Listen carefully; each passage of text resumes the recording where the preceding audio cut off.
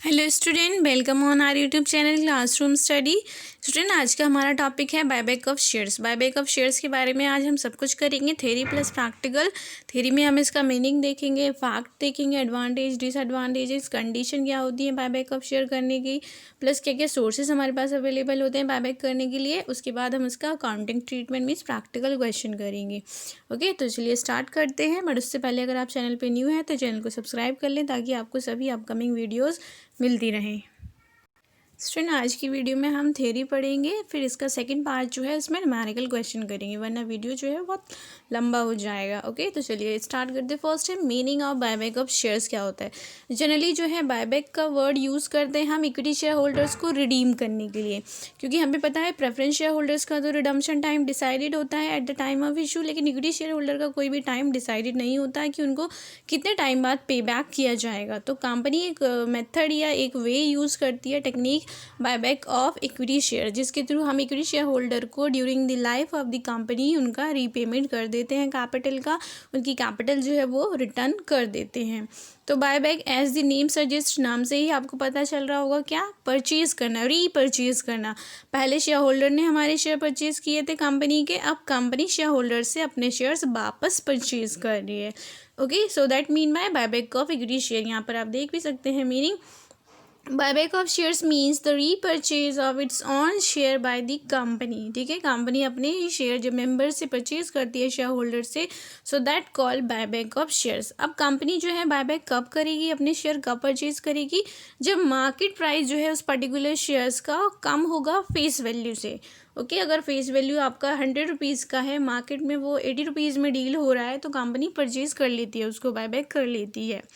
Okay, और secondly कब करेगी, जब कंपनी के पास सफिशिएंट कैश होगा, सफिशिएंट सरप्लस होगा, उसके पास प्रॉफिट उसे हो रहा है और वो अनयूटिलाइज पड़ा है। तो इससे बेटर है कि कंपनी अपना जो इतना वाइडली स्कैटर उसका कंट्रोल है, उसकी जो ऑनरशिप इतनी फैली हुई है ज़्यादा लोगों के हाथ में, उसको कम कर दे। ओके, सो यहाँ पर आप मीनिंग से ही देख सकते हैं, कंपनी अपने इक्विटी शेयर होल्डर को जब मेंबर से परचेज करती है, रीपरचेज करती है, so that's called buyback of share. और इसके थ्रू कंपनी कब परचेज करती है, जब मार्केट में उसका प्राइस जो है कम होता है फेस वैल्यू से। क्लियर।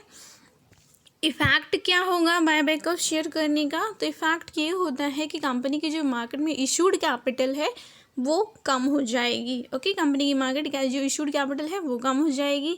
सेकेंडली, कंपनी के जो मार्केट में इशूड नंबर ऑफ शेयर्स हैं वो भी कम हो जाएंगे। सपोज आपने 1000 शेयर्स इशू कर रखे हैं कंपनी ने, तो अगर आप उसमें से 100 शेयर्स बायबैक कर लेते हैं तो अब आपके मार्केट में कितने शेयर रह गए इशू, 900। तो इट मीन्स कि आपके जो नंबर ऑफ शेयर्स हैं वो भी कम हो जाते हैं आफ्टर बायबैक। एंड थर्ड क्या है, इफेक्ट पड़ेगा आपके बैंक अकाउंट में, क्योंकि पेमेंट जो करेंगे वो भी बैंक से ही करेंगे।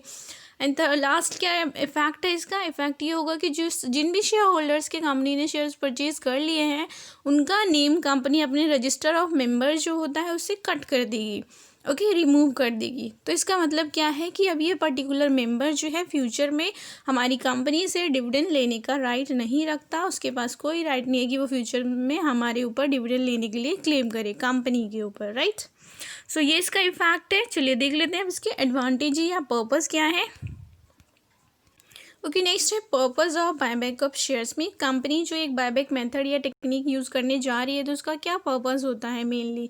सो फॉलोइंग आर द रीजन जिसकी वजह से कंपनी बायबैक करती है। फर्स्ट क्या रीज़न है कि यूटिलाइज सरप्लस कैश, कंपनी के पास जो अननेसेसरी अनयूटिलाइज कैश पड़ा हुआ है तो उसका कंपनी क्या करना चाहती है, यूज़ करना चाहती है। ओके, सेकेंडली कि कंपनी जो है अपना अर्निंग पर शेयर इंक्रीज करना चाहती है मार्केट में, तो उसके लिए भी कंपनी बायबैक कर सकती है। एंड थर्डली, कंपनी जो है अपना इंट्रिंसिक वैल्यू ऑफ शेयर जो है, मार्केट वैल्यू ऑफ शेयर जो है वो भी इंक्रीज करना चाहती है, तब भी कंपनी बायबैक करती है। एंड फोर्थ की कंपनी जो है अपना प्रिवेंट करना चाहती है take over by the competitor, means competitors का जो हमारी कंपनी में इन्वेस्टमेंट है, उनका जो कंट्रोल है हमारी कंपनी में, अगर मान लो सब उनका इन्वेस्टमेंट रहेगा तो उनकी हो सकता है फ्यूचर में वो ज़्यादा शेयर परचेज करके अपनी हमारी कंपनी में ऑनरशिप बढ़ा लेंगे और फिर हमारी कंपनी को परचेज भी कर लेंगे। तो कंपनी क्या करती है, बायबैक करके उनकी मेंबरशिप, उनका जो कंट्रोल है वो कम कर देती है। Okay, and increase the share holding of the promoter, company जब चाहती है प्रमोटर्स की शेयर होल्डिंग बढ़े तो भी कंपनी बायबैक शेयर करती है, क्योंकि बायबैक के थ्रू कौन शेयर परचेज करता है, प्रमोटर्स ही परचेज करते हैं जनरली। एंड लास्टली कि जो है इंटरनल रिकंस्ट्रक्शन हो जाता है कंपनी के कैपिटल स्ट्रक्चर का, कैपिटल स्ट्रक्चर मीन्स कंपनी क्या क्या सोर्स ऑफ फाइनेंस यूज़ कर रही है, इक्विटी कर रही है, प्रेफरेंस कर रही है, डिवेंचर कर रही है, क्या कर रही है, तो उसको दोबारा से कंपनी रीबिल्ड कर लेती है। ओके, तो उसमें भी हेल्पफुल होता है through the buyback. And last क्या है कि कंपनी का जो मार्केट वैल्यू ऑफ शेयर्स है उसको डाउन जाने से भी कंपनी रोकती है इस स्ट्रैटेजी या इस मेथड के through. Okay, so these are the objective for the buyback of shares. Then benefits और एडवांटेजेस हैं कुछ बायबैक ऑफ शेयर्स के, क्या बेनिफिट होंगे। फर्स्ट बेनिफिट तो यही है कि कंपनी का जो सरप्लस या कैश अनयूटिलाइज पड़ा हुआ है वो यूज़ हो जाएगा, राइट। और सेकेंडली क्या है, कंपनी का जो return on capital means earning per share, dividend per share है वो भी इंक्रीज हो जाता है। कैसे इंक्रीज हो जाता है, सपोज कंपनी 1 लाख जो प्रॉफिट है अपना 10,000 शेयर होल्डर के बीच में डिस्ट्रीब्यूट कर रही थी, तो एक को कितना मिल रहा था, रुपीज़ आपका 10 रुपीज़ मिल रहा था, राइट। अब कंपनी ने रिडम्पशन कर दिया है, मान लो आपको रिडीम करने के बाद कंपनी के जो शेयर बचे हैं मार्केट में वो 1000 बचे हैं, तो 1 लाख रुपीज़ का प्रॉफिट अगर कंपनी 1000 शेयर होल्डर के बीच में ही डिस्ट्रीब्यूट करेगी, अब तो कितना मिलेगा, एक को 100 मिलेगा।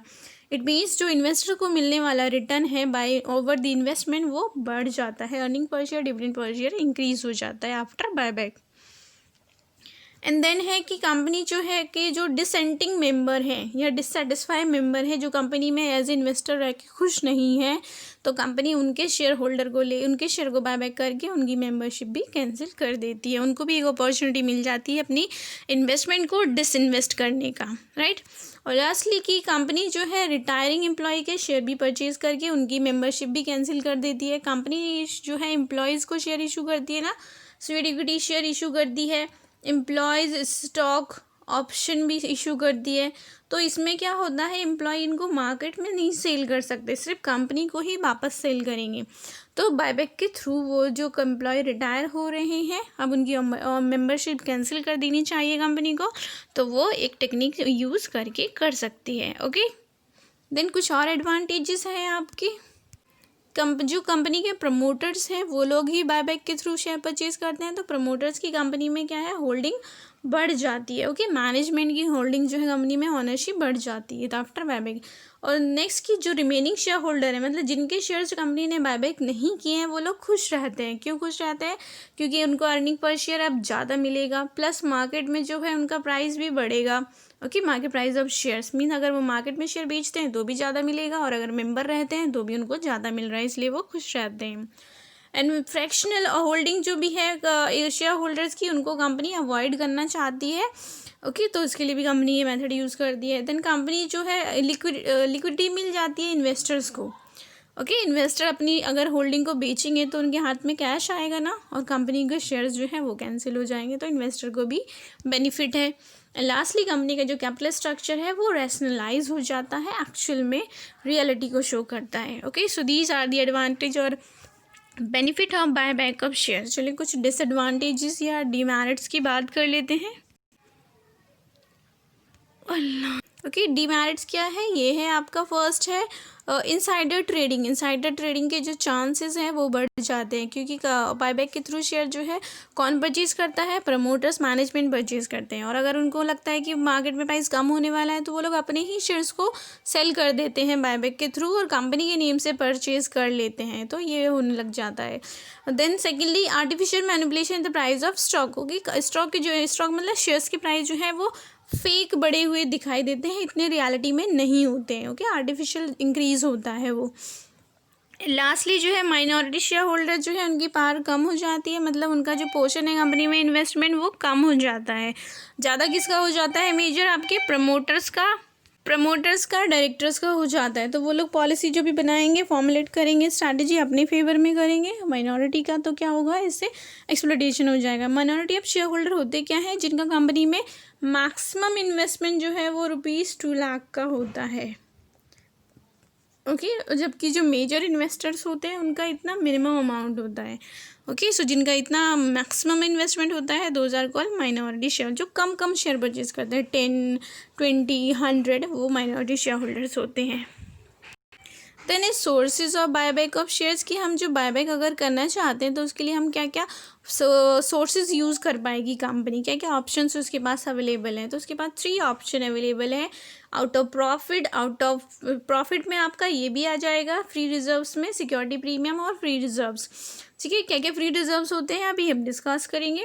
और सेकेंडली क्या होता है, out of fresh issue. Okay, out of fresh issue. और थर्ड क्या ऑप्शन है, दोनों का ऑप्शन कॉम्बिनेशन, कॉम्बो यूज़ करेगी। कॉम्बो मतलब कि पार्टली जो है प्रॉफिट में से और पार्टली फ्रेश इशू में से करेगी। तो अगर कंपनी प्रॉफिट में से करने जा रही है बायबैक तो उसको क्या करना होगा, CRR बनाना होगा। ठीक है, प्रॉफिट में से अगर कंपनी बायबैक कर रही है तो उसे CRR बनाना होगा, कितना, नॉमिनल वैल्यू के इक्विवेलेंट। मीन्स जितने भी शेयर्स का आप बायबैक कर रहे हैं उनका फेस वैल्यू क्या है, उसके अकॉर्डिंग आपको CRR बनाना है। CRR किस में से बनाते हैं हम, प्रॉफिट में से। ओके, और अगर कंपनी फ्रेश इशू यूज़ कर रही है बायबैक करने के लिए तो फिर उसके रिगार्डिंग भी कंडीशन है। एक क्या कंडीशन है कि कंपनी सेम काइंड के शेयर्स को फ्रेश इशू नहीं कर सकती। ओके, यहाँ पर आप देख लीजिए, लिखा भी है, no buyback shall be made out of the proceed of an earlier issue of the same kind of share और same kind of other specified security. Means अगर कंपनी जो इक्विटी शेयर होल्डर्स का बायबैक कर रही है तो फिर वो फ्रेश में इक्विटी शेयर होल्डर इशू करके इनको रिडीम नहीं करेगी, उनको दूसरे कैटेगरी के करने होंगे, प्रेफरेंस शेयर्स को इशू करेगी या फिर डिवेंचर को इशू करेगी। ठीक है, सिमिलरली अगर वो प्रेफरेंस के लिए बायबैक वर्ड यूज़ कर रही है तो फिर उसको इक्विटी शेयर होल्डर इशू करना होगा, डिवेंचर इशू करना होगा, प्रेफरेंस इशू नहीं कर सकती है, ये मतलब है। एंड सेकेंडली क्या बोला है कि when the company purchase on share out of the free reserves, मतलब प्रॉफिट का ऑप्शन यूज़ कर रही है अगर रिडम्पशन बायबैक करने के लिए तो उसको CRR बनाना होगा equal to the nominal value of purchase और बायबैक। क्लियर। और बाद में CRR का यूज़ किस लिए करते हैं, ये हमने पहले डिस्कस किया है, बोनस शेयर इशू करने के लिए। वो भी कौन से bonus share, fully paid up bonus share issue करने के लिए कंपनी यूज़ करती है CRR का। ये देखिए फ्री रिजर्व्स क्या क्या है हमारे पास, ये सब है इंक्लूडिंग प्रीमियम। ठीक है, प्रीमियम भी आएगा बायबैक के लिए जनरली, रिडम्पशन के केस में हम नहीं यूज़ करते लेकिन बायबैक के केस में हम सिक्योरिटी प्रीमियम को भी फ्री रिजर्व्स मानते हैं अकॉर्डिंग टू लॉ। ओके, हम अपने अकॉर्डिंग नहीं मान रहे, ऐसा कंपनीज एक्ट 2013 के सेक्शन 68 एक्सप्लेनेशन सेकेंड में बोला गया है कि हम सिक्योरिटी प्रीमियम भी यूज़ करेंगे as a free reserve. And then है हमारे पास सरप्लस, P&L स्टेटमेंट का, reserve, general reserve, dividend equalization reserve, various fund like workman compensation fund, insurance fund, okay, sinking fund, investment fluctuation reserve. ये सब हैं free reserve जिनको हमें use करना है CRR बनाने के लिए अगर company out of profit redeem कर रही है, राइट। और कुछ ऐसे भी रिजर्व्स हैं कि हमें क्वेश्चन में कंफ्यूज करने के लिए दिए होंगे लेकिन हमें उनका यूज़ नहीं करना है। क्या क्या होते हैं ऐसे, चलिए देख लेते हैं। ये देखिए, ये हैं आपके examples of the reserve not available for the as a source of buyback. ठीक है, बायबैक करने के लिए हम इनका यूज़ नहीं करेंगे। अगर ये क्वेश्चन में गिवन भी है ना तो आपको इग्नोर करना है, इनका यूज़ नहीं करना है। क्या क्या है, revaluation reserve, capital redemption reserve, old वाला अगर बैलेंस शीट में गिवन है तो उसको इग्नोर करना है। DRR का बैलेंस गिवन है, कोई शेयर फॉरफीचर का बैलेंस गिवन है, profit before incorporation of company है, कैपिटल रिजर्व है, स्टैट्यूटरी रिजर्व है, तो इन सब में से किसी का भी यूज़ नहीं करना है आपने। ओके, बायबैक करने के लिए या CRR बनाने के लिए, ठीक है, इनका यूज़ आप नहीं करेंगे, ध्यान रखेंगे। नेक्स्ट है इम्पॉर्टेंट हमारा है topic, term and condition for the buyback. कि कंपनी अगर बायबैक करने जा रही है, मार्केट से अपने शेयर परचेज करने जा रही है तो उसको कुछ कंडीशंस को सेटिस्फाई करना होगा। क्या क्या कंडीशन है, ये बहुत इंपॉर्टेंट है, आप जो देख लेते हैं। फर्स्ट है कि कंपनी का जो आर्टिकल ऑफ एसोसिएशन है उसमें प्रोविज़न होना चाहिए कि कंपनी बायबैक कर सकती है अपने शेयर्स को मार्केट से। अगर आपने आर्टिकल ऑफ एसोसिएशन में नहीं लिखा था तो फिर आप नहीं कर सकते। सेकेंडली, कंपनी अगर बायबैक कर रही है उस टाइम पे फिर कंपनी को स्पेशल रेजोल्यूशन पास करना होगा बाय कंडक्टिंग दी general board meeting. Okay, meeting conduct करेंगे और उसमें स्पेशल रेजोल्यूशन पास करेंगे। देन है कंपनी जो है बायबैक कितना नहीं कर सकती, कंपनी मैक्सिमम बायबैक कर सकती है 25% of the total paid up capital plus free reserve. Okay, इससे ज़्यादा नहीं कर सकती, not more than 25% of the total capital plus free reserve दोनों को मिलाने के बाद। नेक्स्ट है कि कंपनी का जो डेट इक्विटी रेशियो है आफ्टर बायबैक, ओके, और डेट मतलब दोनों सिक्योर्ड वाले अनसिक्योर्ड, बायबैक करने के बाद सेम रहना चाहिए। सेम मतलब 2:1 जो रेशियो है उतना ही रहना चाहिए, उससे कम या ज़्यादा नहीं होना चाहिए। एंड नेक्स्ट है कंडीशन, कंपनी जो बायबैक करने जा रही है शेयर्स वो फुल्ली पेड अप होने चाहिए। ठीक है, कोई भी अनकॉल्ड शेयर या पार्टली पेड अप शेयर्स का कंपनी बायबैक नहीं कर सकती। अगर 100 रुपीज़ का शेयर है तो पूरे 100 रुपीज़ कंपनी को मिल जाने चाहिए, 10 रुपीज़ का है तो पूरे 10 रुपीज़ कंपनी को मिल जाने चाहिए, उसके बाद ही कंपनी उनका बायबैक करेगी। देन है कि कंपनी अगर लिस्टेड कंपनी है तो उसको सेबी की गाइडलाइंस को भी फॉलो करना होगा। जनरली कंपनी जो बायबैक करती है वो स्टॉक मार्केट के थ्रू ही करती हैं, ठीक है, तो लिस्टेड तो होगी ही होगी।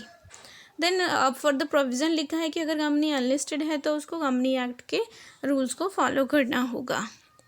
देन कंडीशन है कि कंपनी के जो रजिस्ट्रार होते हैं उनको डिक्लेरेशन देना होगा, declaration of solvency. Declaration of solvency का मतलब क्या है कि कंपनी जो है बायबैक करने के बाद इंसॉल्वेंट नहीं होगी। ओके, उसके पास इतना कैश या सरप्लस अवेलेबल रहेगा कि वो अपने डेट्स को पेमेंट कर पाए, अपने क्रेडिटर्स का पेमेंट कर पाएगी, अपने लोन का पेमेंट कर पाएगी, अपने डिवेंचर्स का पेमेंट कर पाएगी ईजिली। इस बात की डिक्लेरेशन देनी होती है रजिस्ट्रार ऑफ कंपनीज़ को।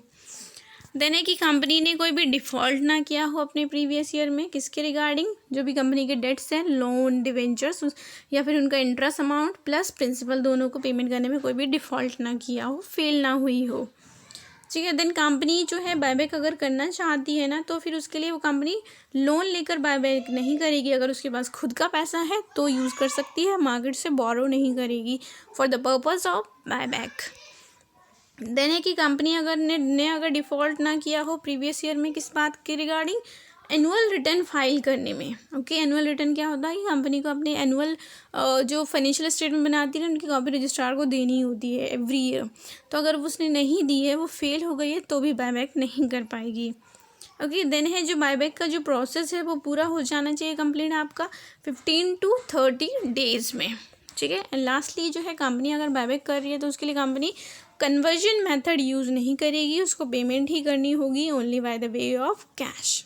ओके, शेयर्स जो है वो नहीं दे सकती उसके एक्सचेंज में amount. Okay, so this is all about the theory of the buyback share. अब प्रैक्टिकल देखेंगे हम इन द नेक्स्ट वीडियो, देखेंगे हम, क्योंकि वीडियो ऑलरेडी बहुत लंबी हो चुकी है।